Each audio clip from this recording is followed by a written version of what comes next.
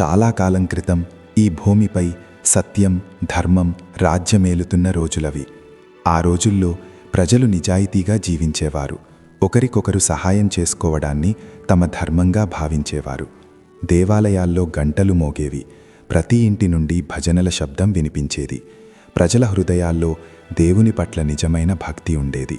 అదే సమయంలో అవంతిపుర్ అనే చాలా పెద్ద, సంపన్నమైన రాజ్యం ఉండేది. ఆ రాజ్యం చాలా విశాలమైనది. దాని సరిహద్దులు చాలా దూరం వరకు విస్తరించి ఉండేవి. ఆ రాజ్యంలో పచ్చని పొలాలు, పెద్ద పెద్ద నదులు, అనేక రకాల జంతువులు నివసించే దట్టమైన అడవులు ఉండేవి. అవంతిపుర్ రాజు పేరు మహాబలి. రాజు మహాబలి ఒక రాజకుటుంబంలో జన్మించాడు. అతని తండ్రి కూడా ఒక గొప్ప యోధుడు. చిన్నప్పటి నుండే మహాబలికి రాజనీతిని నేర్పించారు. అతనికి కత్తిసాము, గుర్రపు స్వారీ, యుద్ధ కళలు నేర్పించారు. అతను యువకుడయ్యాక ఎన్నో యుద్ధాలు చేసి గెలిచాడు. అతని పరాక్రమగాథలు చాలా దూరం వరకు వ్యాపించాయి. అతని తండ్రి మరణించిన తర్వాత మహాబలి రాజు అయ్యాడు. రాజు మహాబలి చాలా శక్తిమంతుడు. అతని సైన్యంలో వేలాది మంది సైనికులు ఉండేవారు. ఏనుగుల దళం, గుర్రాల సైన్యం, పెద్ద సంఖ్యలో కాల్బలం ఉండేది. వారి వద్ద అత్యుత్తమ ఆయుధాలుండేవి. కత్తులు, బల్లేలు, విల్లంబులు అన్నీ ఉండేవి. అతని రాజ్య ఖజానా బంగారం, వెండి, వజ్రవైఢూర్యాలతో నిండి ఉండేది. అతని బలం చాలా ఎక్కువగా ఉన్నందున ఇతర రాజులు అతనికి భయపడేవారు. రాజు మహాబలి యొక్క రాజమహల్ చూడటానికి ఎంతో అద్భుతంగా ఉండేది. ఆ మహల్ తెల్లని పాలరాతితో నిర్మించబడింది. అందులో వందలాది గదులు ఉండేవి. ప్రతి గదిలో బంగారం, వెండితో పనితనం చేయబడి ఉండేది. గోడలపై పెద్ద పెద్ద చిత్రపటాలుండేవి. నేలపై ఖరీదైన తివాచీలు పరిచి ఉండేవి. ఆ మహల్లో రకరకాల పువ్వులు పూసే ఒక పెద్ద తోట ఉండేది. నీటి ధారలు చిమ్మే ఫౌంటైన్లు ఉండేవి. రాత్రిపూట మహల్లో దీపాలు వెలిగించినప్పుడు ఆ మహల్ మొత్తం స్వర్గంలా కనిపించేది. ఆ మహల్లో వందలాది మంది సేవకులు పనిచేసేవారు. రకరకాల వంటకాలు చేసే వంటవాళ్లు ఉండేవారు. తోటను చూసుకునే తోటమాలులు ఉండేవారు. మహల్కు కాపలా కాసే సైనికులు ఉండేవారు. రాజు రాణికి సేవ చేసే సేవకులు ఉండేవారు. ఒక మనిషి కోరుకోగలిగిన ప్రతీదీ రాజు వద్ద ఉండేది. మంచి ఆహారం, అద్భుతమైన బట్టలు, సౌకర్యవంతమైన జీవితం, అపరిమితమైన సంపద. కానీ ఈ విషయాలన్నీ రాజు మహాబలి మనస్సులో ఒక చెడు గుణాన్ని పుట్టించాయి. అదే గర్వం. రాజుకు తన బలం, సంపద మీద చాలా గర్వం ఉండేది. నేను అందరికంటే గొప్పవాడిని అని అతను అనుకునేవాడు. ఈ ప్రపంచంలో నాకంటే శక్తివంతుడు ఎవరూ లేరు. నేను ఏది కావాలంటే అది చెయ్యగలను. నేను ఎవరికీ భయపడాల్సిన అవసరం లేదు. చివరికి రాజుకు దేవుని మీద కూడా పూర్తి నమ్మకం లేదు. నేను నా శక్తితో ఇదంతా సాధించాను, ఇందులో దేవుని ప్రమేయం ఏమీ లేదు అని అనేవాడు.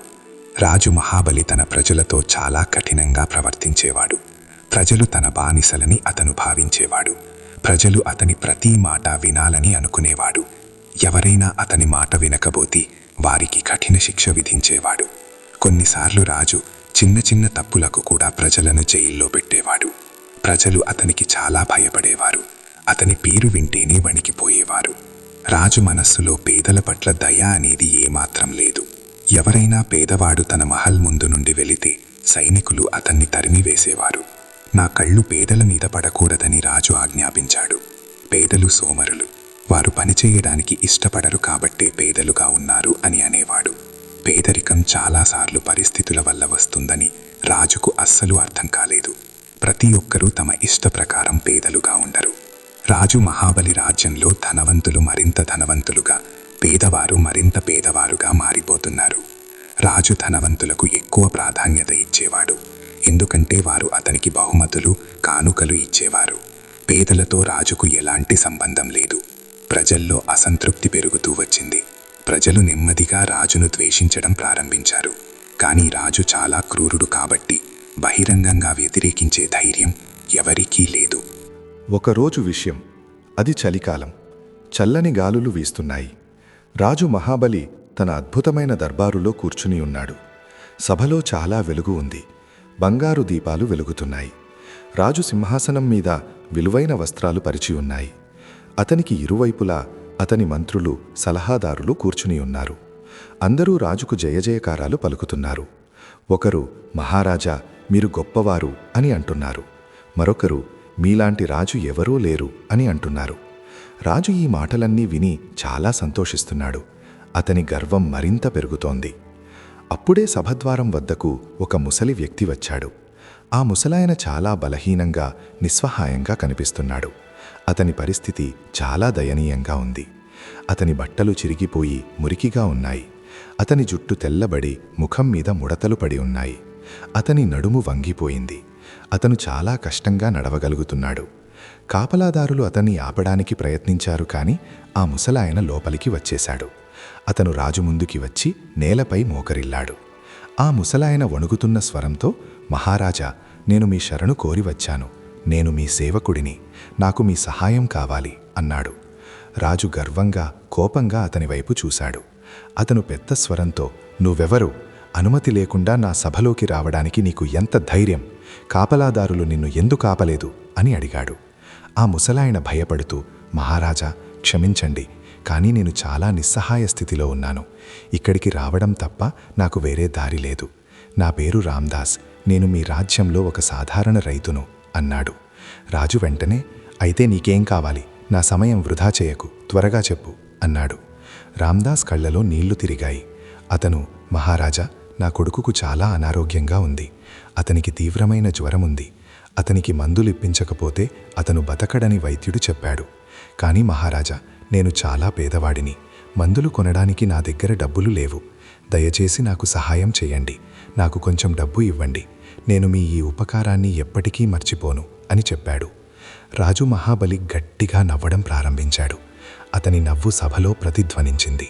మంత్రులు, సభాసదులు అందరూ రాజుతో పాటు నవ్వడం ప్రారంభించారు. ఎవరికీ రామ్దాస్ మీద దయ కలగలేదు. రాజు నవ్వుతూ, నీ కొడుకు అనారోగ్యంగా ఉంటే అది నీ సమస్య. నేను నీకెందుకు డబ్బు ఇవ్వాలి? నాకు నీకు ఏమిటి సంబంధం అన్నాడు. రామ్దాస్ మళ్లీ వేడుకున్నాడు. అతను చేతులు జోడించి, మహారాజా, మీరే రాజు. ప్రజలను చూసుకోవడం మీ ధర్మం. మీరు చాలా ధనవంతులు. మీ ఖజానాలో ఎంతో బంగారం ఉంది. మీరు నాకు కొంచెం సహాయం చెయ్యలేరా? నా కొడుకు చనిపోతాడు మహారాజా. వాడు ఇంకా చాలా చిన్నవాడు. దయచేసి నాకు సహాయం చెయ్యండి అన్నాడు. రాజు ముఖం కోపంతో ఎర్రగా మారింది. అతను అన్నాడు, నువ్వు జీవితంలో కష్టపడలేదు. అందుకే ఈరోజు పేదవాడిగా ఉన్నావు. నీ పేదరికం నీ తప్పే. నువ్వు పనిచేసి ఉంటే, నువ్వు తెలివైన వాడివైతే ఈరోజు ధనవంతుడిగా ఉండేవాడివి. కానీ నువ్వు సోమరితనం ప్రదర్శించావు. అందుకే ఈరోజు ఈ స్థితిలో ఉన్నావు. నేను నీకు డబ్బిస్తానని నువ్వు ఆశిస్తున్నావా? ఎప్పటికీ ఇవ్వను. రామ్దాస్ ఏడవడం ప్రారంభించాడు. అతని కన్నీళ్లు కారసాగాయి. అతను మళ్ళీ, మహారాజా, నేనెప్పుడూ సోమరితనం చూపలేదు. నేను ఎప్పుడూ కష్టపడి పనిచేశాను. కానీ కొన్ని సంవత్సరాల క్రితం మిడతల దండు నా పంటనంతా నాశనం చేసింది. ఆ తర్వాత కరువు వచ్చింది. నేను అప్పుల్లో కూరుకుపోయాను. మళ్ళీ నిలబడడానికి ప్రయత్నించాను, కానీ అదృష్టం కలిసి రాలేదు. ఇదంతా నా తప్పు కాదు మహారాజా అని చెప్పాడు. కానీ రాజు మహాబలి ఒక్క మాట కూడా వినలేదు. అతను తన సైనికులకు ఆజ్ఞాపించాడు, ఈ ముసలివాడిని ఇక్కడ నుండి బయటకు గెంటండి. మళ్ళీ ఏ పేదవాడు నా సభలోకి రాకుండా చూసుకోండి. ఎవరైనా వస్తే వాడిని జైల్లో వేయండి. సైనికులు వెంటనే రామ్దాస్ను పట్టుకున్నారు. వారు అతన్ని తోసి సభ నుండి బయటకు విసిరేశారు. రామ్దాస్ నేలపై పడిపోయాడు. అతనికి గాయాలు కూడా తగిలాయి. అతను ఏడుస్తూ అక్కడి నుండి లేచి వెళ్ళిపోయాడు. సభలో ఉన్నవారందరూ నిశ్శబ్దంగా ఉన్నారు. కొంతమందికి రామ్దాస్ మీద దయ కలిగింది. రాజు ప్రవర్తన సరిగ్గా లేదని కొందరు మంత్రులు అనుకున్నారు. కానీ రాజుతో చెప్పే ధైర్యం ఎవరికీ లేదు. ఎందుకంటే రాజుకు వ్యతిరేకంగా మాట్లాడిన వారికి శిక్ష పడేది. అందుకే అందరూ మౌనంగా ఉండిపోయారు. రామ్దాస్ ఏడుస్తూ తన ఇంటివైపు నడిచాడు. అతని ఇల్లు నగరం బయట ఒక పేదవాడలో ఉంది. ఆ వాడలో అందరూ పేద ప్రజలే నివసించేవారు. అక్కడ చిన్న చిన్న గుడిసెలు ఉండేవి. రామ్దాస్ గుడిసె కూడా చాలా చిన్నది. అందులో ఒకే గది ఉండేది. గదిలో ఒక మంచం ఉంది. దానిమీద అతని కొడుకు పడుకుని ఉన్నాడు. ఒక మూలలో పొయ్యి ఉంది, అంతే. రామ్దాస్ ఇంటికి చేరుకునేసరికి అతని భార్య కమల తలుపు దగ్గర నిలబడి ఉంది. ఆమె చాలా ఆందోళనగా కనిపించింది. ఆమె, ఏమైంది? రాజు సహాయం చేశారా అని అడిగింది. రామ్దాస్ విచారంగా తల ఊపి, లేదు, రాజు నన్ను అవమానించి బయటకు పంపించేశాడు. నేను పేదవాడిగా ఉండటం నా తప్పేనని అన్నాడు. ఆయనకు మన గురించి ఏమాత్రం పట్టింపు లేదు అని చెప్పాడు. కమల కూడా ఏడవడం ప్రారంభించింది. ఆమె, ఇప్పుడు మనమేం చేద్దాం? మన కొడుకు బాధపడుతున్నాడు. వాడికి జ్వరంగా ఉంది. మనం వాడికి సహాయం చేయలేకపోతున్నాం అంది. రామ్దాస్ తన భార్యను ఓదారుస్తూ, చింతించకు, దేవుడు మనకు తప్పకుండా సహాయం చేస్తాడు. మనం ఎప్పుడూ ఎవరికీ చెడు చేయలేదు. మనం మంచివాళ్లం. దేవుడు మనల్ని వదిలిపెట్టడు అన్నాడు. రామ్దాస్, కమల తమ కొడుకు దగ్గరకు వెళ్లారు.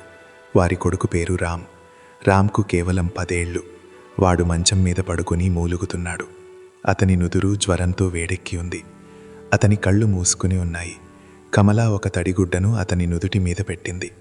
రామ్ నెమ్మదిగా, అమ్మా, నాకు చాలా నొప్పేస్తోంది అన్నాడు. కమల కళ్ళలోంచి కన్నీళ్లు కారాయి. రాత్రి అయ్యింది. ఆకాశంలో నక్షత్రాలు మెరుస్తున్నాయి. రామ్దాస్ తన గుడిసె బయట కూర్చున్నాడు. అతను చాలా ఆందోళనగా ఉన్నాడు. ఏమి చెయ్యాలో అతనికి అర్థం కాలేదు. అతను ఆకాశం వైపు చూసి దేవుడిని ప్రార్థించడం ప్రారంభించాడు. అతను, ఓ దేవా, నేను జీవితంలో ఎప్పుడూ చెడు పని చెయ్యలేదు. నేను ఎప్పుడూ నిజమే చెప్పాను. నేను ఎవరినీ మోసం చెయ్యలేదు. నేను ఎప్పుడూ కష్టపడ్డాను. అయినా నాతో ఎందుకిలా జరుగుతోంది? నిజాయితీకి విలువ లేదా? మంచి పనులకు ఫలం లభించదా? నా కొడుకు అమాయకుడు. వాడు బాధపడుతున్నాడు. దయచేసి నాకు సహాయం చెయ్యి అని వేడుకున్నాడు. రామ్దాస్ కళ్ళలోంచి కన్నీళ్లు కారుతున్నాయి. అప్పుడే అకస్మాత్తుగా అక్కడికి ఒక సాధువు వచ్చాడు. ఆ సాధువు చాలా ప్రశాంతంగా, జ్ఞానిలా కనిపిస్తున్నాడు. అతని ముఖంలో ఒక వింతైన తేజస్సు ఉంది. అతని కళ్ళలో చాలా లోతు ఉంది. అతను కాషాయ వస్త్రాలు ధరించి ఉన్నాడు. అతని చేతిలో ఒక కర్ర ఉంది. సాధువు రామ్దాసును, నాయనా, నువ్వు ఎందుకంత విచారంగా ఉన్నావు? ఏమైంది అని అడిగాడు. రామ్దాస్ ఆ సాధువును చూశాడు. అతను ఒక సాధారణ సాధువు కాదని అతనికి అనిపించింది. అతను సాధువుకు నమస్కరించి తన కథ మొత్తం చెప్పాడు. తన కొడుకు ఎలా అనారోగ్యంతో ఉన్నాడో చెప్పాడు. మందుల కోసం డబ్బులు ఎలా లేవో చెప్పాడు. రాజు ఎలా సహాయం చేయలేదో, తనను ఎలా అవమానించాడో చెప్పాడు. సాధువు అంతా శ్రద్ధగా విన్నాడు.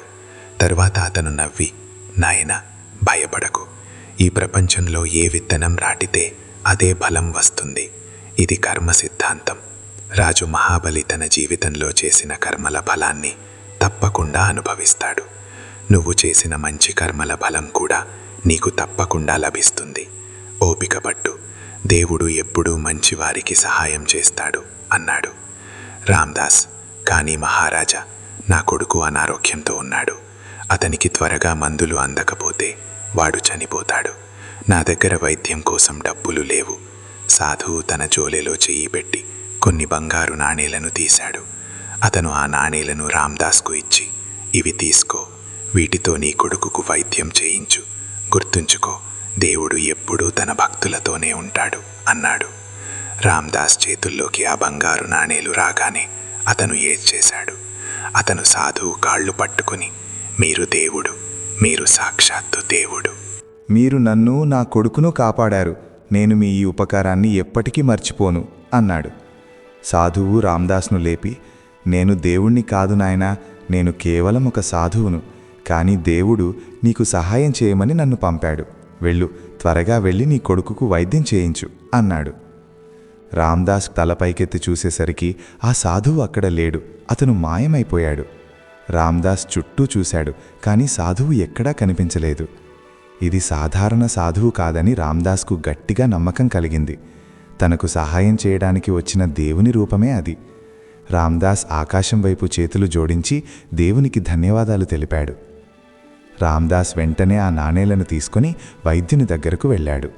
వైద్యుడు అతనికి మందులిచ్చాడు. రామ్దాస్ తన కొడుకుకు ఆ మందులిచ్చాడు.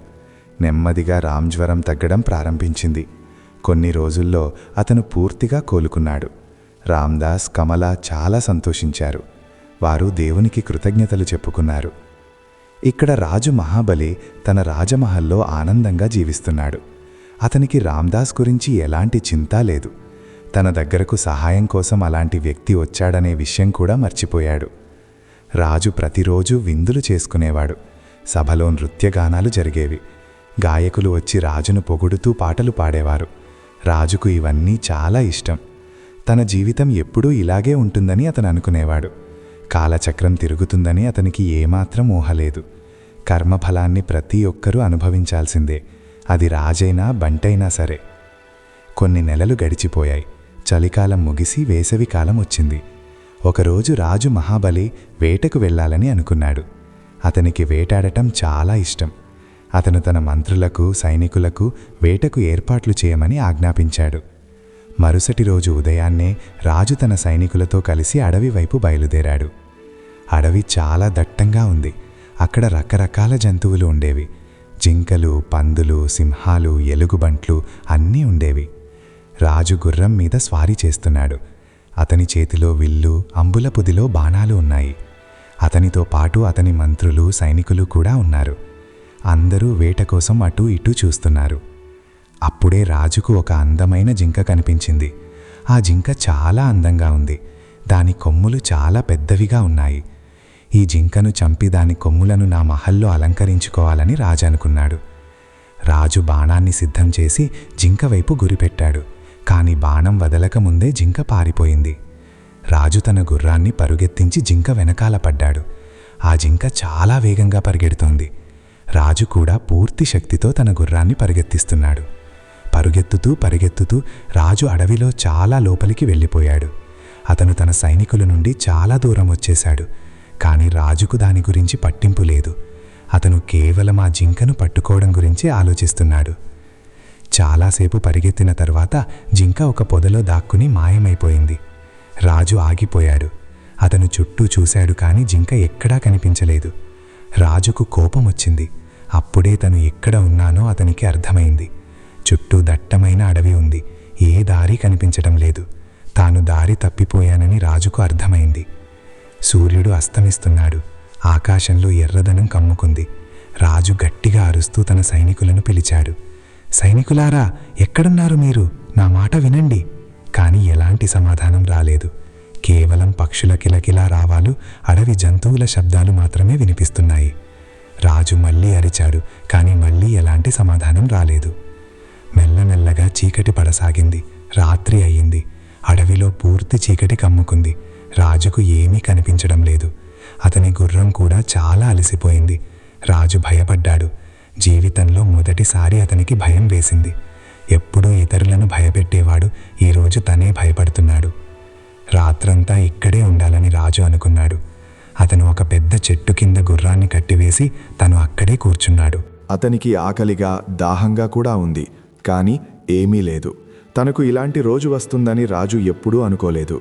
ఎప్పుడూ బంగారు పళ్ళెంలో భోజనం చేసే రాజుకు ఈరోజు తినడానికి ఏమీ లేదు. రాత్రి చీకటిలో అడవి చాలా భయంకరంగా అనిపిస్తోంది. ఎక్కడ్నుండో సింహం గర్జన వినిపించింది. రాజు మరింత భయపడ్డాడు. అతను ఒక కర్ర తీసుకుని తనను తాను రక్షించుకోవడానికి సిద్ధమయ్యాడు. గంటలు గడిచిపోయాయి. రాజుకు నిద్ర రావడం లేదు. ఉదయం అవగానే దారి వెతుక్కోవాలని అతను ఆలోచిస్తున్నాడు. అర్ధరాత్రి తర్వాత రాజుకు దూరంగా ఒక వెలుగు కనిపించింది. చీకటిలో మినుకు మినుకుమంటున్న ఒక చిన్న వెలుగు. బహుశా ఏదైనా ఇల్లు ఉందేమో అని రాజు అనుకున్నాడు. అతను తన గుర్రాన్ని విప్పి ఆ వెలుగు వైపు నడవడం ప్రారంభించాడు. కొంచెం దూరం నడిచిన తర్వాత అతనికి ఒక చిన్న గుడిసె కనిపించింది. గుడిసెలో ఒక దీపం వెలుగుతోంది. రాజు గుడిసె తలుపు దగ్గరకు వెళ్ళి తట్టాడు. లోపలి నుండి ఒక ముసలావిడ గొంతు వినిపించింది. ఎవరు ఇంత రాత్రిపూట? రాజు, నేనొక ప్రయాణికుడిని. దారి తప్పిపోయాను. దయచేసి నన్ను రాత్రంతా ఇక్కడ ఉండనివ్వండి. ఉదయం అవగానే నేను వెళ్ళిపోతాను అన్నాడు. తలుపు తెరుచుకుంది. లోపలి నుండి ఒక ముసలావిడ బయటకు వచ్చింది. ఆమె జుట్టు తెల్లగా ఉంది. ముఖం మీద ముడతలున్నాయి. కానీ ఆమె కళ్ళల్లో దయ కనిపించింది. ఆమె రాజును చూసి, రా నాయనా, లోపలికి రా. రాత్రిపూట అడవిలో ఉండటం ప్రమాదకరం అంది. రాజు లోపలికి వెళ్ళాడు. గుడిసె చాలా చిన్నది. ఒకే గది ఉంది. ఒక మూలలో ఒక మంచం ఉంది. మరొక మూలలో పొయ్యి ఉంది. అంతే సామాను ఉంది. కానీ అంతా శుభ్రంగా ఉంది. ఆ ముసలావిడ రాజును, మీరు ఎక్కడి నుండి వస్తున్నారు అని అడిగింది. రాజు అబద్ధం చెప్పాడు. అతను, నేనొక వ్యాపారిని, వేటాడుతూ దారి తప్పిపోయాను అన్నాడు. తాను రాజని ఆ ముసలావిడకు తెలియకూడదని రాజు అనుకున్నాడు. ఆ ముసలావిడ, సరే నాయనా, నువ్విక్కడ ఉండొచ్చు. నా దగ్గర పెద్దగా ఏమీ లేదు, కానీ ఉన్నది నీకు ఇస్తాను అంది. ఆ ముసలావిడ రాజుకు కూర్చోవడానికి చోటు ఇచ్చింది. తర్వాత ఆమె పొయ్యి దగ్గరకు వెళ్ళి వంట చేయడం ప్రారంభించింది. కొద్దిసేపటి తర్వాత ఆమె ఒక మట్టి పళ్ళెంలో కొన్ని రొట్టెలు కూర తీసుకువచ్చి రాజు ముందు పెట్టింది. ఆ రొట్టెలు సజ్జలతో చేసినవి. కూర చాలా సాధారణంగా ఉంది. పళ్ళెం కూడా శుభ్రంగా ఉంది, కానీ మట్టిది. రాజుకు ఆ ఆహారం నచ్చలేదు. అతను ఎప్పుడూ మహల్లో రుచికరమైన ఖరీదైన ఆహారాన్ని తినేవాడు. బంగారం వెండి పళ్ళాలలో ఆహారం వడ్డించబడేది. కానీ రాజుకు చాలా ఆకలిగా ఉంది. ఏమీ లేకపోవడం కంటే ఇదే మంచిదని అతను అనుకున్నాడు. అతను ఆ ఆహారాన్ని తినడం ప్రారంభించాడు. భోజనం చేస్తూ రాజు ఆ ముసలావిడను, "నువ్విక్కడ అడవిలో ఒంటరిగా ఎలా ఉంటున్నావు?" అని అడిగాడు. ఆ ముసలావిడ, "నాయనా, నా భర్త చాలా సంవత్సరాల క్రితమే చనిపోయాడు. నాకొక కొడుకు ఉండేవాడు. వాడు కూడా అనారోగ్యంతో చనిపోయాడు. నాకు సంతానం ఎవరూ లేరు. ఇప్పుడు నేను ఒంటరిదాన్ని. కానీ నేను సంతోషంగా ఉన్నాను. దేవుడు నాకు ఏమి ఇచ్చాడో దానితోనే సంతృప్తిగా ఉన్నాను" అంది. రాజు చాలా ఆశ్చర్యపోయాడు. అతను, "నీ దగ్గర ఏమీ లేదు. ఈ చిన్న గుడిసె, సాధారణ ఆహారం, తోడుగా ఎవరూ లేరు. అయినా నువ్వు సంతోషంగా ఉన్నానని అంటున్నావు" అని అడిగాడు. ఆ ముసలావిడ నవ్వి, "అవును నాయనా, నేను చాలా సంతోషంగా ఉన్నాను. సంతోషం బయటి వస్తువులలో ఉండదు. సంతోషం మనశ్శాంతిలో ఉంటుంది" అంది. రాజు, "మనశ్శాంతి అదంటే ఏమిటి?" అని అడిగాడు. ఆ ముసలావిడ వివరిస్తూ, "నాయనా, మన మనస్సులో ఎలాంటి దురాశ లేనప్పుడు కలిగేదే మనశ్శాంతి. మన దగ్గర ఉన్నదానితోనే మనం సంతోషంగా ఉన్నప్పుడు, ఇతరులతో పోల్చుకోనప్పుడు మనశ్శాంతి లభిస్తుంది. నేను ప్రతిరోజు దేవుని నామాన్ని స్మరించుకుంటాను. నేను ఎవరికీ చెడు తలపెట్టను. నేను సంపాదించిన దానిలో నుండి అవసరమైన వారికి కూడా ఇస్తాను. అందుకే నా మనస్సు ప్రశాంతంగా ఉంటుంది.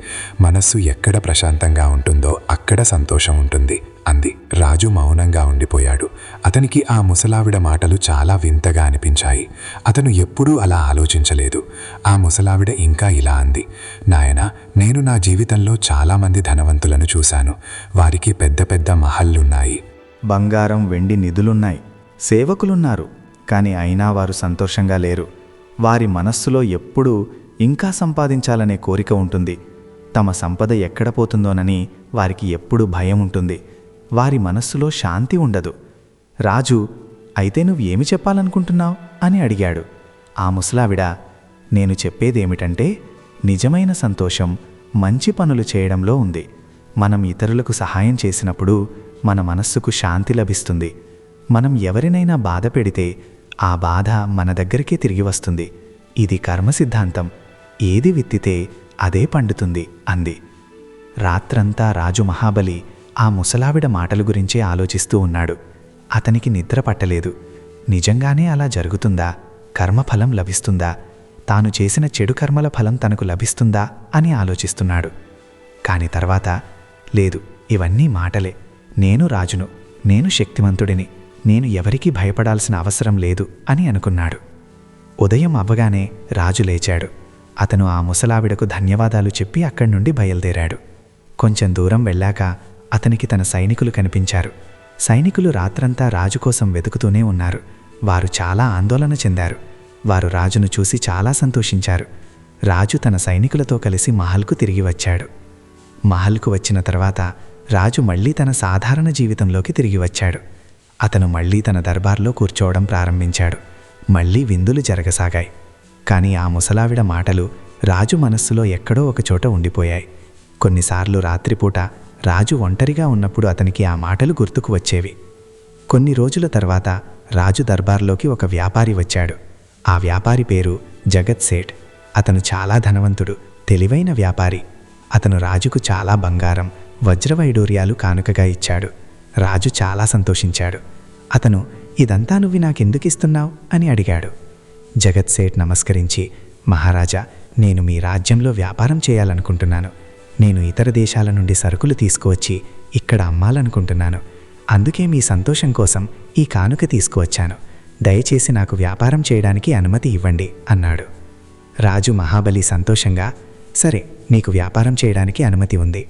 నువ్వు ఏది కావాలంటే అది అమ్ముకోవచ్చు" అన్నాడు. జగత్ సేఠ్ చాలా సంతోషించాడు. అతను రాజుకు ధన్యవాదాలు చెప్పి వెళ్ళిపోయాడు. జగత్ సేఠ్ రాజ్యంలో తన దుకాణాలను తెరిచాడు. అతను రకరకాల సరుకులను అమ్మడం ప్రారంభించాడు. కానీ కొన్ని రోజుల తర్వాత ప్రజలు ఫిర్యాదు చేయడం ప్రారంభించారు. జగత్ సేఠ్ సరుకులలో కల్తీ చేస్తున్నాడని, నాసిరకం సరుకులను ఎక్కువ ధరకు అమ్ముతున్నాడని ప్రజలు అనసాగారు. అతను పేద ప్రజలను మోసం చేస్తున్నాడు. చాలామంది రాజు దగ్గరకు ఫిర్యాదు తీసుకువచ్చారు. ఒకరోజు ఒక పేద స్త్రీ రాజు దర్బార్లోకి వచ్చింది. ఆమె, మహారాజా, జగత్సేఠ్ నన్ను చాలా మోసం చేశాడు. నేను అతని దగ్గర ఒక చీర కొన్నాను. అది అసలు పట్టు చీర అని చెప్పాడు. నేను నా పొదుపు అంతా పెట్టి ఆ చీర కొన్నాను. కానీ ఒక్కసారి కట్టుకున్న తర్వాతే చీర చిరిగిపోయింది. ఇది నకిలీ చీర, దయచేసి నాకు న్యాయం చేయండి అని చెప్పింది. రాజు మహాబలి ఆ స్త్రీ మాటలు విన్నాడు. తర్వాత అతను జగత్సేఠ్ను దర్బార్లోకి పిలిపించాడు. జగత్సేఠ్ వచ్చి రాజు ముందు నమస్కరించాడు. రాజు, నువ్వు ఈ స్త్రీకి నకిలీ చీర అమ్మావన్నది నిజమేనా అని అడిగాడు. జగత్సేఠ్, లేదు మహారాజా, ఆమె అబద్ధం చెబుతోంది. నేను కేవలం అసలైన సరుకులనే అమ్ముతాను అన్నాడు. ఆ స్త్రీ ఏడుస్తూ, లేదు మహారాజా, నేను నిజం చెబుతున్నాను, ఇదిగో చూడండి చీర అని చెప్పింది. ఆమె చిరిగిన చీరను చూపించింది. రాజు చీరను చూసి అది నకిలీదని అర్థం చేసుకున్నాడు. కానీ రాజు ఆ స్త్రీ వైపు చూసి, నువ్వు అబద్ధం చెబుతున్నావు. జగత్సేఠ్ ఒక నిజాయితీపరుడైన వ్యాపారి. నువ్వే డబ్బులు తిరిగి తీసుకోవడానికి చీరను చింపి ఉంటావు. ఇక్కడి నుండి వెళ్ళు అన్నాడు. ఆ స్త్రీ ఆశ్చర్యపోయింది. రాజు అలా అంటున్నాడని ఆమె నమ్మలేకపోయింది.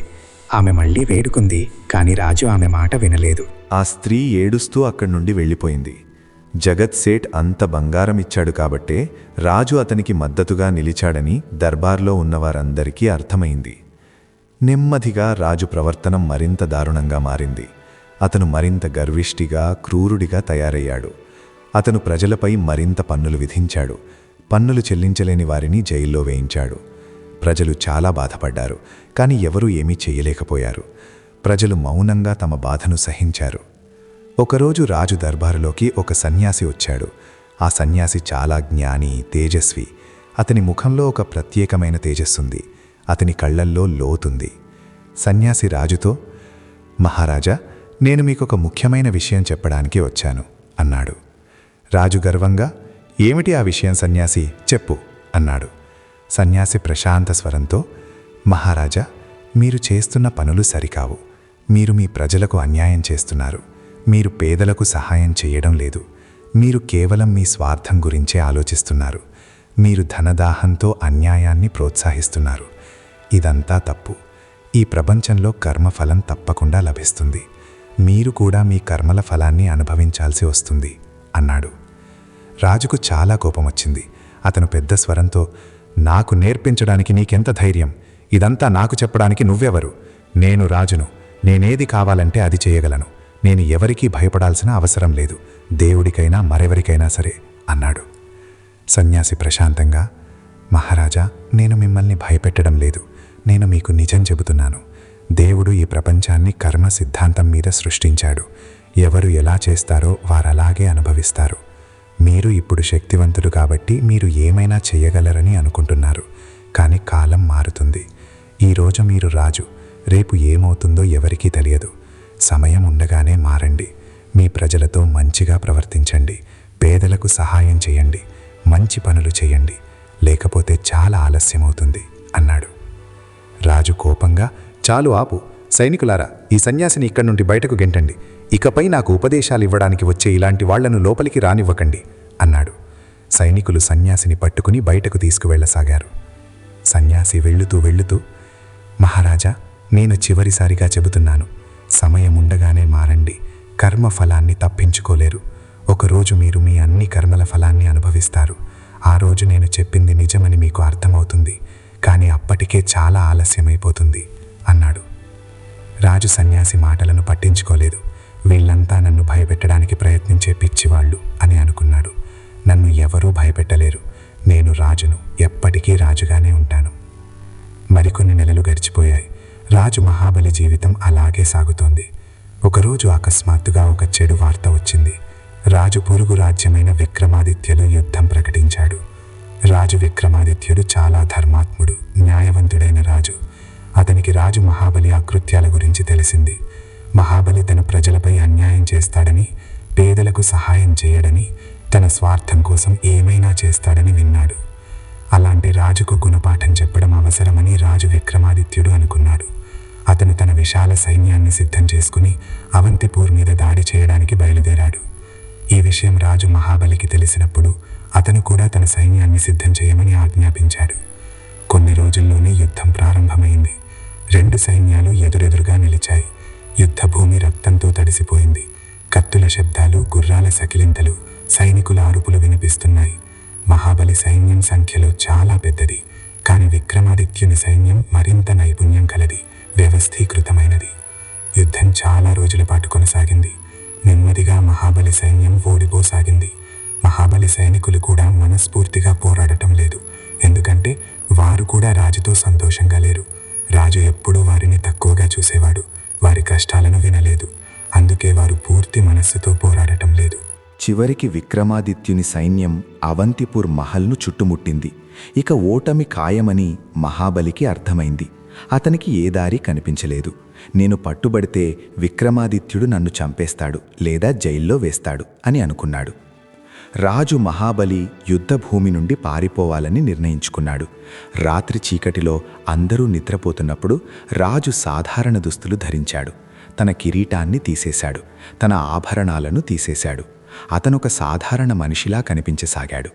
తర్వాత అతను రహస్యంగా మహల్ నుండి బయటకు వెళ్ళాడు. రాజు పరుగెత్తుతూ అడవి వైపు వెళ్ళాడు. అతను రాత్రంతా నడుస్తూనే ఉన్నాడు. అతని కాళ్లకు బొబ్బలు వచ్చాయి. అతనికి ఆకలి, దాహం కూడా వేసింది. కాని తినడానికి, తాగడానికి ఏమీ లేదు. ఎప్పుడూ అద్భుతమైన వాహనాలలో గుర్రాల మీద తిరిగే రాజు ఈరోజు కాలినడకన పారిపోతున్నాడు. ఉదయం అయ్యేసరికి రాజు ఒక గ్రామం దగ్గరకు చేరుకున్నాడు. ఆ గ్రామం చాలా పేదది. చిన్న చిన్న గుడిసెలు ఉన్నాయి, మురికి వీధులు ఉన్నాయి. రాజు ఒక గుడిసె తలుపు తట్టాడు. లోపలి నుండి ఒక వ్యక్తి తలుపు తీశాడు. ఆ వ్యక్తి చాలా సాధారణంగా ఉన్నాడు. అతని బట్టలు పాతవి, కానీ శుభ్రంగా ఉన్నాయి. రాజు, సోదరా, నేను చాలా అలసిపోయాను, ఆకలిగా కూడా ఉంది. నాకు తినడానికి ఏమైనా దొరుకుతుందా అని అడిగాడు. ఆ వ్యక్తి రాజును పైనుండి కింది వరకు చూశాడు. తర్వాత అతను నవ్వి, లోపలికి రా, నా దగ్గర పెద్దగా ఏమీ లేదు, కానీ ఉన్నది నీకు తప్పకుండా ఇస్తాను అన్నాడు. రాజు లోపలికి వెళ్ళాడు.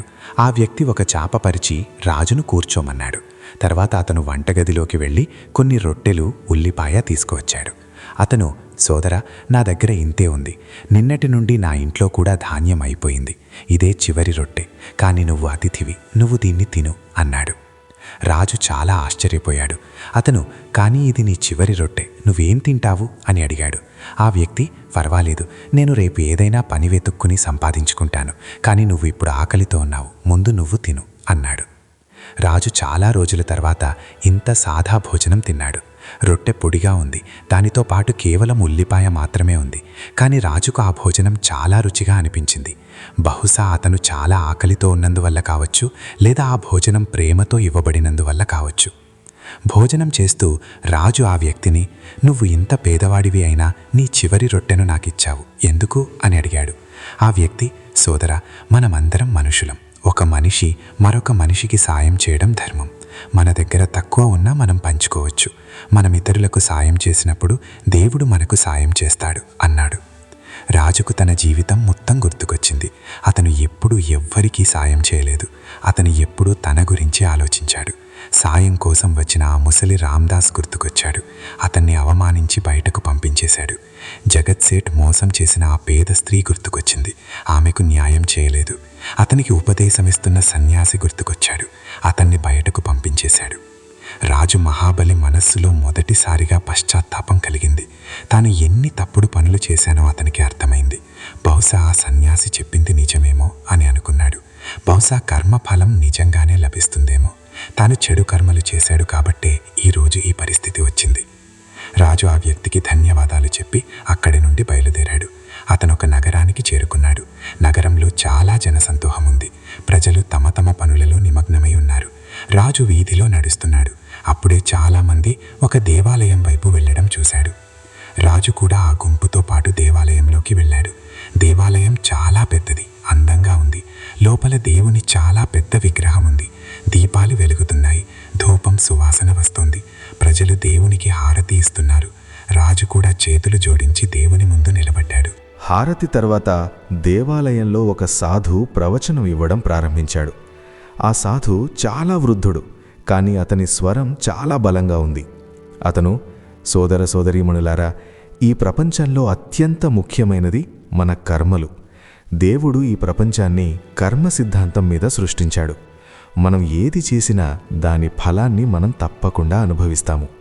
ఈ ఫలం వెంటనే లభించదు, కానీ సమయం వచ్చినప్పుడు తప్పకుండా లభిస్తుంది అని చెబుతున్నాడు. సాధువు ఇంకా ఇలా అన్నాడు, మనం మంచి కర్మలు చేస్తే మనకు సుఖం లభిస్తుంది, మనం చెడు కర్మలు చేస్తే మనకు దుఃఖం లభిస్తుంది. దీని నుండి ఎవ్వరూ తప్పించుకోలేరు. వారు ఎంత శక్తివంతులైనా సరే, వారొక రాజైనా బంటైనా సరే, అందరూ తమ కర్మల ఫలాన్ని అనుభవించాల్సిందే. రాజు మహాబలి శ్రద్ధగా వింటున్నాడు. ఆ సాధువు నేరుగా తనతోనే మాట్లాడుతున్నట్లు అతనికి అనిపించింది. సాధువు, జీవితంలో సుఖదుఖాలు వస్తూ పోతూ ఉంటాయి, ఇది ప్రపంచ నియమం. కానీ నిజమైన సుఖం బయటి వస్తువులలో లేదు. నిజమైన సుఖం మనశ్శాంతిలో ఉంది. మనం మంచి పనులు చేసినప్పుడు, ఇతరులకు సహాయం చేసినప్పుడు, ఎవరినీ బాధ పెట్టనప్పుడు మాత్రమే మనశ్శాంతి లభిస్తుంది అన్నాడు. సాధు ఇంకా ఇలా వివరించాడు, కొన్నిసార్లు దేవుడు మనల్ని కష్టాలలో పెడతాడు. అది మనకు ఒక పరీక్ష. ఈ పరీక్ష ద్వారా మనం ఏమి తప్పు చేశామో అర్థం చేసుకోవాలి. మనం మన కర్మల గురించి ఆలోచించుకోవాలి. మనం తప్పు చేసి ఉంటే దాన్ని అంగీకరించాలి, మారిపోవడానికి ప్రయత్నించాలి. మనం నిజమైన మనసుతో పశ్చాత్తాపపడితే దేవుడు ఎప్పుడూ క్షమిస్తాడు. ప్రవచనం ముగిసిన తర్వాత ప్రజలు వెళ్ళసాగారు. రాజు మహాబలి అక్కడే కూర్చుని ఉన్నాడు. అతని మనస్సులో చాలా ఆలోచనలు మెదులుతున్నాయి. కొద్దిసేపటి తర్వాత దేవాలయం ఖాళీ అయినప్పుడు రాజు సాధు దగ్గరకు వెళ్ళాడు. అతను సాధు పాదాలకు నమస్కరించాడు. సాధు రాజును చూసి, నాయనా, నువ్వెవరు? నువ్వు చాలా ఆందోళనగా కనిపిస్తున్నావు అని అడిగాడు. రాజు కళ్ళలో నీళ్లు తిరిగాయి. అతను, మహారాజా, నేనొక పెద్ద పాపిని. నేను చాలా తప్పుడు పనులు చేశాను. నాకు క్షమ లభిస్తుందో లేదో తెలియదు. సాధు నెమ్మదిగా, నాయనా, ముందు నువ్వెవరో చెప్పు అని అడిగాడు. రాజు కొద్దిసేపు ఆలోచించాడు. తర్వాత నిజం చెప్పాలని నిర్ణయించుకున్నాడు. అతను, మహారాజా, నేను రాజు మహాబలిని. నేను అవంతిపూర్ రాజుగా ఉండేవాడిని. కానీ ఇప్పుడు నేను సర్వం కోల్పోయాను. నా రాజ్యం పోయింది, నా మహల్ పోయింది, నేను ఒంటరిని. సాధు రాజును శ్రద్ధగా చూశాడు. తర్వాత అతను, అయితే నేను విన్న ఆ రాజు మహాబలి నువ్వేనా? తన ప్రజలను హింసించేవాడు, పేదలకు సహాయం చెయ్యనివాడు, కేవలం తన స్వార్థం గురించి ఆలోచించేవాడు. రాజు తల వంచుకొని, అవును మహారాజా, నేనేవాడు. నేను చాలా చెడ్డ పనులు చేశాను. నేను నా ప్రజలకు అన్యాయం చేశాను. నేను పేదలకు సహాయం చెయ్యలేదు. నేను గర్వంతో అంధుడినయ్యాను. నేనే అందరికంటే గొప్పవాడినని అనుకున్నాను. కానీ ఈరోజు నేను ఎంత తప్పు చేశానో అర్థం చేసుకున్నాను. నాకిప్పుడు పశ్చాత్తాపం కలుగుతోంది. నాకు క్షమ లభించగలదా అని అడిగాడు. సాధు నవ్వి, నాయనా, పశ్చాత్తాపపడడం మంచి విషయం. అంటే నీ మనస్సులో ఇంకా మంచితనం మిగిలి ఉంది. నీ ఆత్మ ఇంకా బతికే ఉంది. అవును, నువ్వు చాలా తప్పులు చేశావు. కానీ మనం నిజమైన మనస్సుతో పశ్చాత్తాపపడి మారతామని వాగ్దానం చేస్తే దేవుడు ఎప్పుడూ క్షమిస్తాడు. రాజు, కానీ మహారాజా, నేనిప్పుడు ఏమి చెయ్యాలి? నేను సర్వం కోల్పోయాను. నా రాజ్యం పోయింది, నా మహల్ పోయింది, నా దగ్గర ఇప్పుడు ఏమీ లేదు. సాధు, నాయనా, ఇవన్నీ బయటి వస్తువులు. ఇవి ఈరోజు ఉంటాయి, రేపు ఉండవు. నిజమైన సంపద మనశ్శాంతి. మంచి పనులు చేస్తే మనశ్శాంతి లభిస్తుంది. సాధు ఇంకా ఇలా అన్నాడు, నువ్వు ఇప్పటికీ మంచి పనులు చేయగలవు. నువ్వు ఇప్పటికీ ప్రజలకు సహాయం చేయగలవు. నీ పాపాలకు ప్రాయశ్చిత్తం చేసుకోవడానికి ఎప్పుడూ ఆలస్యం కాదు. నువ్వు నిజమైన మనస్సుతో సేవ చేస్తే నీకు మనశ్శాంతి లభిస్తుంది. రాజు మహాబలి సాధు పాదాలు పట్టుకున్నాడు. అతను ఏడుస్తూ, మహారాజా, నన్ను మీ శిష్యుడిగా స్వీకరించమని నేను మిమ్మల్ని ప్రార్థిస్తున్నాను. నేను నా మిగిలిన జీవితాన్ని మంచి పనులు చేస్తూ గడపాలనుకుంటున్నాను. నేను ప్రజలకు సేవ చేయాలనుకుంటున్నాను. దయచేసి నాకు ఈ అవకాశం ఇవ్వండి అన్నాడు. సాధువు రాజును లేపి ఆలింగనం చేసుకున్నాడు. అతను, తథాస్తు నాయనా, నువ్విక నుండి నాతోనే ఉంటావు. నువ్వు దేవాలయంలో ఉంటావు. నువ్వు ప్రజలకు సేవ చేస్తావు. నువ్వు పేదలకు సహాయం చేస్తావు. నువ్వు నీ పాపాలకు ప్రాయశ్చిత్తం చేసుకుంటావు. ఒకరోజు నీకు మనశ్శాంతి లభిస్తుంది అన్నాడు. రాజా మహాబలి చాలా సంతోషించాడు. తనకొక కొత్త జీవితం దొరికినట్లు, ఒక కొత్త ఆరంభం లభించినట్లు అతనికి అనిపించింది. ఆ రోజు నుండి రాజు సాధువుతో పాటు ఉండసాగాడు. ప్రతిరోజు ఉదయం లేచి దేవాలయంలో శుభ్రం చేసేవాడు. దేవుని విగ్రహానికి పువ్వులు సమర్పించేవాడు. హారతిలో పాల్గొనేవాడు. భక్తులకు సహాయం చేసేవాడు. మధ్యాహ్నం పేదలకు అన్నదానం చేసేవాడు. దేవాలయానికి వచ్చే దానంతో పేదల కోసం భోజనం వండేవారు. రాజు మహాబలి స్వయంగా తన చేతులతో పేదలకు భోజనం వడ్డించేవాడు. ముందుగా పేదలను చూడటానికి కూడా ఇష్టపడనివాడు. ఇప్పుడు స్వయంగా వారి సేవ చేస్తున్నాడు. సాయంత్రం అనారోగ్యంతో ఉన్నవారిని చూసుకునేవాడు. దేవాలయం దగ్గర అనారోగ్యంతో ఉన్నవారు, నిరాశ్రయులు ఉండే ఒక చిన్న ఆశ్రమం ఉండేది. రాజు అక్కడికి వెళ్ళి వారి సేవ చేసేవాడు. వారికి మందులిచ్చేవాడు, వారితో మాట్లాడేవాడు, వారిని ఓదార్చేవాడు. నెమ్మదిగా రాజు మహాబలి మారసాగాడు. అతని గర్వం నశించింది. అతని మనస్సులో దయ, కరుణ కలిగాయి. నిజమైన సంతోషం సేవలో ఉందని అతనికిప్పుడు అర్థమైంది. ఎవరైనా పేదవారికి భోజనం పెట్టినప్పుడు అతనికి చాలా సంతోషం కలిగేది. ఎవరైనా అనారోగ్యంతో ఉన్నవారి సేవ చేసినప్పుడు అతనికి సంతృప్తి లభించేది. ఈ సంతృప్తి అతనికి రాజుగా ఉన్నప్పుడు ఎప్పుడూ లభించలేదు. కొన్ని నెలలు గడిచిపోయాయి. ఒకరోజు సాధువు రాజు మహాబలితో, నాయనా, ఇప్పుడు నువ్వు నీ రాజ్యానికి తిరిగి వెళ్ళవలసిన సమయం వచ్చింది అన్నాడు. రాజు ఆశ్చర్యపోయాడు. అతను, మహారాజా, కానీ ఇప్పుడు అక్కడ నా రాజ్యం లేదు. రాజు విక్రమాదిత్యుడు దానిని ఆక్రమించుకున్నాడు. నేనక్కడికి ఎందుకు వెళ్ళాలి అని అడిగాడు. సాధువు, నాయనా, నువ్వు అక్కడికి వెళ్ళాలి. నువ్వు నీ ప్రజలను క్షమించమని అడగాలి. నువ్వు బాధ పెట్టిన వారిని క్షమించమని అడగాలి. ఇది నీ ప్రాయశ్చిత్తానికి చివరి దశ. నువ్వు ఇది చెయ్యనంత వరకు నీకు పూర్తి శాంతి లభించదు అన్నాడు. రాజు భయపడ్డాడు. అతను, కానీ మహారాజా, అక్కడి ప్రజలు నన్ను ద్వేషిస్తున్నారు. నేను వారితో చాలా చెడుగా ప్రవర్తించాను. వారు నన్ను చంపేస్తారు అన్నాడు. సాధువు, భయపడకు నాయనా. నువ్వు నిజమైన మనస్సుతో క్షమించమని అడిగితే ప్రజలు నిన్ను క్షమిస్తారు. ప్రజల హృదయాలు చాలా పెద్దవి. వారు క్షమించడం తెలుసు. దేవుడు నీతో ఉన్నాడు. ఎవరూ నీకు చెడు చేయలేరు అన్నాడు. రాజు సాధువు పాదాలకు నమస్కరించి అవంతిపూర్ వైపు బయలుదేరాడు. దారిలో అతనికి చాలా భయంగా ఉంది. అక్కడ ఏమి జరుగుతుందో అని ఆలోచిస్తున్నాడు. ప్రజలు తనతో ఎలా ప్రవర్తిస్తారో. కానీ అతను ధైర్యం కోల్పోలేదు. అతను నడుస్తూనే ఉన్నాడు. చాలా రోజుల ప్రయాణం తర్వాత రాజు మహాబలి అవంతిపూర్కు చేరుకున్నాడు. అతను తన నగరాన్ని చూసినప్పుడు అతనికి చాలా వింతగా అనిపించింది. చాలా మారిపోయింది. రాజు విక్రమాదిత్యుడు ప్రజలపై విధించిన అన్ని అన్యాయాలను తొలగించాడు. అనవసరమైన పన్నులను రద్దు చేశాడు. పేదలకు సహాయం చేయబడుతోంది. నగరంలో సంతోషం కనిపిస్తోంది. ప్రజలు సంతోషంగా కనిపిస్తున్నారు. రాజు మహాబలి సాధారణ దుస్తులు ధరించి ఉన్నాడు. ఎవరు అతన్ని గుర్తుపట్టడం లేదు. అతను బజార్లో తిరుగుతున్నాడు. అంతా చూస్తున్నాడు. అప్పుడే ఒక ముసలి వ్యక్తి వీధిలో నడుస్తూ అకస్మాత్తుగా కింద పడిపోవడం చూశాడు. ప్రజలు అతన్ని చూసి కూడా ముందుకు వెళ్ళిపోయారు.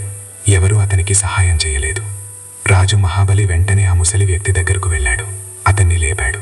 అతను ఆ ముసలి వ్యక్తి ముఖం చూసినప్పుడు చాలా ఆశ్చర్యపోయాడు. అతను రామ్దాస్. తన దగ్గరకు సహాయం కోసం వచ్చిన రామ్దాస్. రాజు, మీరు బాగున్నారా అని అడిగాడు. రామ్దాస్ రాజు వైపు చూశాడు. కొద్దిసేపటి వరకు అతను అతన్ని గుర్తుపట్టలేకపోయాడు. తర్వాత అకస్మాత్తుగా అతని కళ్ళు పెద్దవయ్యాయి. అతను, నువ్వు రాజు మహాబలివి అన్నాడు. అతని గొంతు వణుకుతోంది. చుట్టుపక్కల ప్రజలు ఆగిపోయారు. వారు కూడా రాజును చూశారు. నెమ్మదిగా గుంపు చేరింది. అందరూ రాజును గుర్తుపట్టారు. ప్రజలలో కోపం పెరగసాగింది. ఒకడు, ఇతనే మనకు అన్యాయం చేసిన రాజు. ఇతను మనకు చాలా బాధ కలిగించాడు. ఇతన్ని పట్టుకోండి అన్నాడు. కొందరు రాజు వైపు రాసాగారు. రాజు తన చేతులు జోడించి గట్టిగా, సోదరా సోదరీమణులారా, నేను క్షమించమని అడగడానికి వచ్చాను అన్నాడు. అందరూ ఆగిపోయారు. రాజు ఇంకా ఇలా అన్నాడు, నేను మీ అందరితో చాలా చెడుగా ప్రవర్తించానని నాకు తెలుసు. నేను పేదలకు సహాయం చేయలేదు. నేను అన్యాయం చేశాను. నేను కేవలం నా గురించే ఆలోచించాను. నేను చాలా సిగ్గుపడుతున్నాను. నేను మీ అందరినీ క్షమించమని అడుగుతున్నాను. రాజు కళ్ళలో నీళ్లు తిరిగాయి. రాజు రామ్దాస్ వైపు తిరిగి, రామ్దాస్ గారు, మీరు నా దగ్గరకు సహాయం కోసం వచ్చారు. మీ కొడుకు అనారోగ్యంతో ఉన్నాడు. నేను మిమ్మల్ని అవమానించి బయటకు పంపించాను. నేను చాలా తప్పు చేశాను. నేను మిమ్మల్ని క్షమించమని అడుగుతున్నాను అన్నాడు. రాజు రామ్దాస్ పాదాల మీద పడ్డాడు. రామ్దాస్ కళ్ళలోంచి కూడా కన్నీళ్లు కారాయి. అతను రాజును లేపి, రాజా, మీరు మారిపోయారు. నేను చూడగలుగుతున్నాను. మీ ముఖంలో ఇప్పుడు ఆ గర్వం లేదు. ఇప్పుడు అక్కడ దయ, వినయం ఉన్నాయి. నేను మిమ్మల్ని క్షమిస్తున్నాను అన్నాడు. నెమ్మదిగా ఇతర ప్రజలు కూడా ముందుకు రాసాగారు. ఒక్కొక్కరుగా తమ ఫిర్యాదులను చెప్పారు. ఒకరు, రాజు తనను అనవసరంగా జైల్లో వేశాడని చెప్పారు. మరొకరు, రాజు తన భూమిని లాక్కున్నాడని చెప్పారు. ఇంకొకరు, రాజు తన మాట వినలేదని చెప్పారు. రాజు మహాబలి అందరి మాటలు శ్రద్ధగా వింటున్నాడు. ప్రతి ఒక్కరిని క్షమించమని అడుగుతున్నాడు. అతను, నేను చేసిన తప్పులను పూర్తిగా సరిదిద్దలేనని నాకు తెలుసు.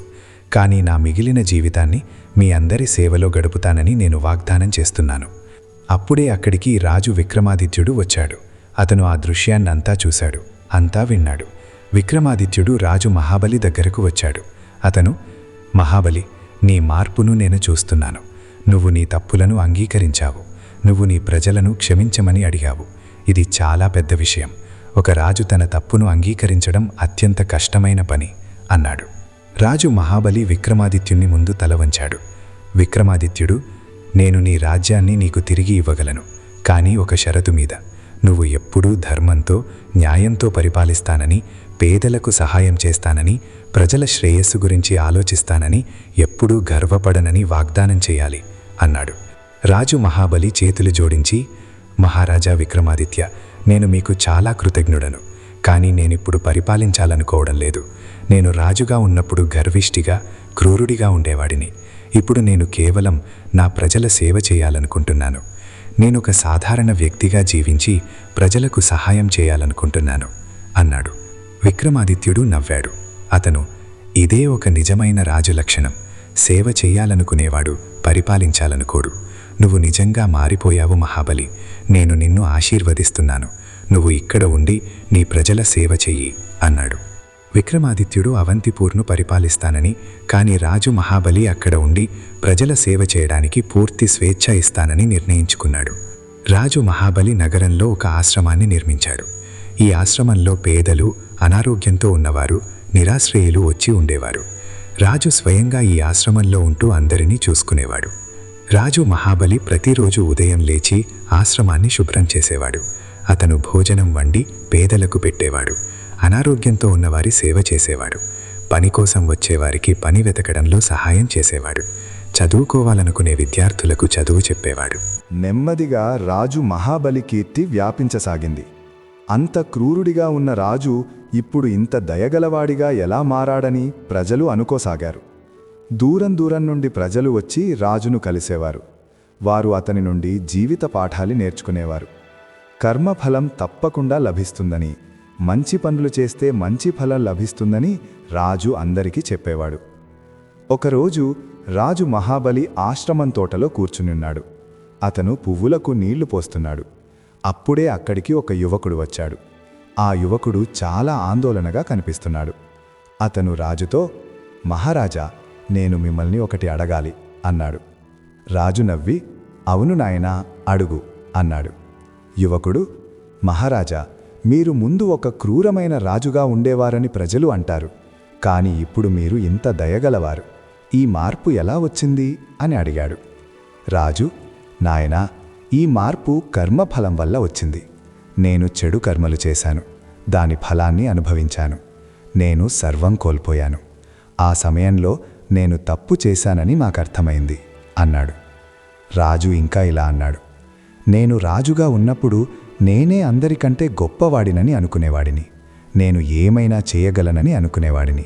కానీ నేను సర్వం కోల్పోయినప్పుడు నిజమైన బలం మంచి కర్మలో ఉందని, నిజమైన సంతోషం సేవలో ఉందని నాకు తెలిసింది. నేను ఇతరులకు సహాయం చేయడం ప్రారంభించినప్పుడు నాకు నిజమైన శాంతి లభించింది. యువకుడు, కాని మహారాజా, మీ దగ్గర ముందు సర్వం ఉండేది, మహల్, సంపద, సేవకులు. ఇప్పుడు మీ దగ్గర ఏమీ లేదు. మీకు విచారం కలగడం లేదా అని అడిగాడు. రాజు నవ్వి, లేదు నాయనా, నాకు అస్సలు విచారం లేదు. ముందు నా దగ్గర బయటి వస్తువులుండేవి, కానీ మనస్సులో శాంతి లేదు. ఇప్పుడు నా దగ్గర బయటి వస్తువులు లేదు, కానీ మనస్సులో శాంతి ఉంది.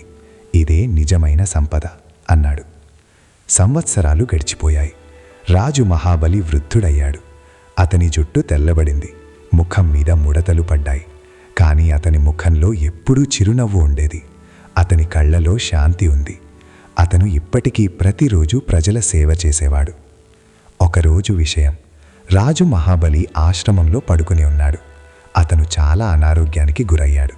అతని వయస్సు కూడా చాలా పెరిగింది. ఆశ్రమంలోని వారందరూ అతని చుట్టూ చేరారు. అందరూ ఏడుస్తున్నారు. అప్పుడే అక్కడికి రాజుకు ఆశ్రయం ఇచ్చిన సాధువు వచ్చాడు. సాధువు రాజు తల మీద చెయ్యి పెట్టి, నాయనా, నువ్వు చాలా మంచి పని చేశావు. నువ్వు నీ చెడు కర్మలకు ప్రాయశ్చిత్తం చేసుకున్నావు. ఇప్పుడు నీ మనస్సు ప్రశాంతంగా ఉంది కదా అని అడిగాడు. రాజు నెమ్మదిగా నవ్వి, అవును మహారాజా, నేను చాలా సంతోషంగా ఉన్నాను. నేను జీవితం యొక్క నిజమైన అర్థాన్ని అర్థం చేసుకున్నాను అన్నాడు. రాజు ఇంకా ఇలా అన్నాడు, మహారాజా, కర్మఫలం తప్పకుండా లభిస్తుందని నేను నేర్చుకున్నాను. నేను చెడు కర్మలు చేశాను, అందుకే నాకు దుఃఖం కలిగింది. కానీ నేను మంచి పనులు చేయడం ప్రారంభించినప్పుడు నాకు నిజమైన సుఖం లభించింది. ఈ సుఖం రాజుగా ఉన్నప్పుడు లభించేది కాదు, ఇది మనశ్శాంతి. సాధువు, నువ్వు సరిగ్గానే నేర్చుకున్నావు నాయనా. ఇదే జీవిత సారం. మనం ఎప్పుడూ మంచి పనులు చేయాలి, ఇతరులకు సహాయం చేయాలి, ఎవరినీ బాధ పెట్టకూడదు, గర్వపడకూడదు. అప్పుడే మనకు నిజమైన శాంతి లభిస్తుంది. రాజు మహాబలి తన చివరి శ్వాస విడిచాడు. అతని ముఖంలో శాంతి ఉంది, చిరునవ్వు ఉంది. అందరూ ఏడుస్తున్నారు, కానీ వారు సంతోషంగా కూడా ఉన్నారు, ఎందుకంటే రాజుకు శాంతి లభించింది. రాజు అంత్యక్రియలు చాలా ఘనంగా జరిగాయి. వేలాది మంది వచ్చారు. అందరూ రాజుకు నివాళులర్పించారు. కొన్ని రోజుల తర్వాత రాజు విక్రమాదిత్యుడు రాజు మహాబలి జ్ఞాపకార్థం ఒక దేవాలయాన్ని నిర్మించాడు. ఈ దేవాలయంలో రాజు మహాబలి విగ్రహాన్ని ప్రతిష్ఠించారు. విగ్రహంలో రాజు ఒక సాధారణ వ్యక్తిగా కనిపిస్తున్నాడు. అతను పేదలకు భోజనం వడ్డిస్తున్నాడు. ఈ విగ్రహం రాజు మార్పును సూచిస్తుంది. ఈరోజు కూడా అవంతిపూర్లో ఆ దేవాలయం ఉంది. ప్రజలు అక్కడికి వెళ్ళి రాజు మహాబలిని స్మరించుకుంటారు. వారు ప్రార్థిస్తారు. ఒక గర్విష్ఠి, క్రూరుడైన రాజు ఎలా దయగల, సేవాభావం గల వ్యక్తిగా మారాడో గుర్తు చేసుకుంటారు.